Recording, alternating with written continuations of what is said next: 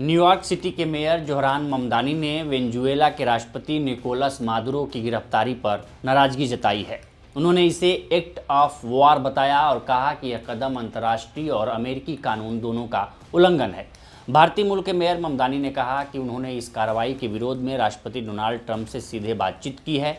सत्ता परिवर्तन की यह खुली कोशिश सिर्फ विदेशों तक सीमित नहीं है, बल्कि इसका सीधा असर न्यूयॉर्क पर भी पड़ेगा। यहाँ रहने वाले हजारों वेनेजुएलाई नागरिकों की सुरक्षा मेरी प्राथमिकता है। उन्होंने आगे कहा कि उनका प्रशासन हालात पर नजर रखेगा और आवश्यक दिशा निर्देश जारी करेगा। As well as other members of my team, I called the president and spoke with him directly to register my opposition to this act and to make clear that it was an opposition based on being opposed to a pursuit of regime change, to the violation of federal international law, and a desire to see that be consistent each and every day. And what was his response to you in that conversation? I registered my opposition, I made it clear, and we left it at that. वहीं भारतीय मूल के अन्य democratic सांसद रोक खन्ना ने भी Trump के मिलिट्री एक्शन की आलोचना की है। उन्होंने कहा कि अगर इसी तरह व्लादिमीर पुतिन भी अगर जेलेंस्की को गिरफ्तार कर लें तो क्या होगा। उन्होंने कहा कि यह दुनिया के लिए खतरनाक मिसाल कायम कर सकता है। चीन ने भी अमेरिका से वेनेजुएला के राष्ट्रपति निकोलस मादुरो और उनकी पत्नी को तुरंत रिहा करने की मांग की है। दोनों इस समय अमेरिका की हिरासत में हैं। अमेरिकी सेना ने उन्हें वेनेजुएला की राजधानी काराकास से पकड़कर अमेरिका ले गई है। चीनी विदेश मंत्रालय ने रविवार को जारी बयान में कहा कि राष्ट्रपति को इस तरह अपने देश ले जाना गलत है। इस मुद्दे का हल बातचीत से होना चाहिए। इससे पहले भी चीन ने अमेरिका की कार्रवाई पर कड़ी प्रतिक्रिया दी थी।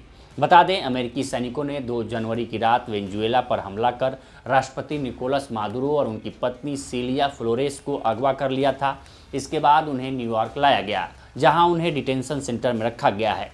उन पर हथियार, ड्रग्स से जुड़े मामलों में मुकदमा चलाया जाएगा। अमेरिका के पूर्व राष्ट्रीय सुरक्षा सलाहकार जॉन बोल्टन का दावा है कि राष्ट्रपति डोनाल्ड ट्रंप के पहले कार्यकाल के दौरान भी वेनेजुएला के राष्ट्रपति निकोलस मादुरो को हटाने का प्लान बनाया गया था, लेकिन इसे आगे नहीं बढ़ाया जा सका। बोल्टन ने बताया है कि ट्रंप उस वक्त वेनेजुएला के तेल में काफ़ी दिलचस्पी ले रहे थे। उनकी टीम ट्रंप को मादुरो को हटाने के विचार के लिए तो राजी कर पाई, लेकिन लंबे समय तक उन्हें इस पर ध्यान फोकस नहीं रख सकी। उन्होंने ये भी दावा किया कि उस समय वेनेजुएला का विपक्ष मानता था कि सिर्फ आर्थिक दबाव डालकर ही मादुरो की सरकार को कमज़ोर किया जा सकता है। बोस्टन के मुताबिक ट्रंप के दूसरे कार्यकाल में विदेश मंत्री और कार्यवाहक राष्ट्रीय सुरक्षा सलाहकार मार्को रूबियो इस मुद्दे पर ट्रंप को कार्रवाई के लिए मनाने में सफल रहे। मीडिया रिपोर्ट के मुताबिक अमेरिका की खुफिया एजेंसी CIA का एक सीक्रेट आदमी वेनेजुएला की सरकार के अंदर ही मौजूद था।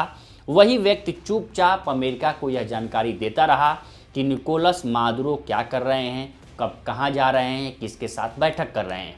CIA की मदद से मादुरो की लगातार ट्रैकिंग की गई ताकि ऑपरेशन में कोई गलती न हो। एजेंसी ने स्टेल्थ ड्रोन के पूरे बेड़े का इस्तेमाल किया जो वेनेजुएला के ऊपर लगभग लगातार निगरानी कर रहा था। ये साफ नहीं है कि CIA ने वेनेजुएला के उस सूत्र को कैसे भर्ती किया जिससे मादुरो की लोकेशन की जानकारी दी गई, लेकिन पूर्व अधिकारियों का कहना है कि इसमें अमेरिकी सरकार द्वारा घोषित $50 मिलियन यानी करीब 400 करोड़ रुपए के इनाम ने बड़ी भूमिका निभाई, जो मादुरो की गिरफ्तारी की सूचना देने पर रखा गया था। गिरफ्तारी के बाद निकोलस मादुरो को न्यूयॉर्क सिटी की मेट्रोपॉलिटन डिटेंशन सेंटर जेल में शिफ्ट किया गया है। अब तक लग्जरी ज़िंदगी जी रहे मादुरो के लिए यह जेल बिल्कुल उल्टा माहौल लेकर अब आने वाली है। MDC को अमेरिका की सबसे ख़राब जेलों में गिना जाता है। कई लोग जेल की हालात को बेहद गंदा और डरावना बता चुके हैं। जेल में स्टाफ की भारी कमी रहती है, कैदियों के बीच हिंसा आम है और बिजली गुल होना भी एक बड़ी समस्या रही है। यह जेल 1990 के दशक में जेलों की भीड़ कम करने के लिए बनाई गई थी। यहाँ पहले भी कई हाई प्रोफाइल कैदी रखे जा चुके हैं, जिनमें गायक R. केली, दवा कारोबारी मार्टिन शेकली, घिस्लेन मैक्सवेल, क्रिप्टो कारोबारी सैम बैकमैन फ्राइड और म्यूजिक मोगुल सीन डीडी कॉम्बक शामिल हैं। इसके अलावा कुख्यात ड्रग कार्टेलर लीडर इस्माइल एल मायो जम्बादा गार्सिया को भी यहीं रखा गया था। जेल में हिंसा का खतरा लगातार बना रहता है। जून 2024 में एक कैदी की चाकू मारकर हत्या कर दी गई थी। जबकि 1 महीने बाद झगड़े में एक और कैदी की मौत हो गई थी। 2019 में जेल में बड़ा बिजली संकट भी आया था। करीब 1 हफ्ते तक कैदियों को ठंड में अंधेरे में रहना पड़ा था। शौचालय तक ठीक से काम नहीं कर रहे थे और कैदियों को कई दिनों तक सेल से बाहर नहीं निकलने दिया गया। अब इसी जेल में मदुरो की रातें और दिन कटेंगे। फिलहाल इस रिपोर्ट में इतना है। इस पर आपकी क्या राय है हमें कमेंट कर सेक्शन में ज़रूर बताएं। बाकी देश दुनिया की तमाम खबरों के लिए बने रहें लोकमत हिंदी के साथ।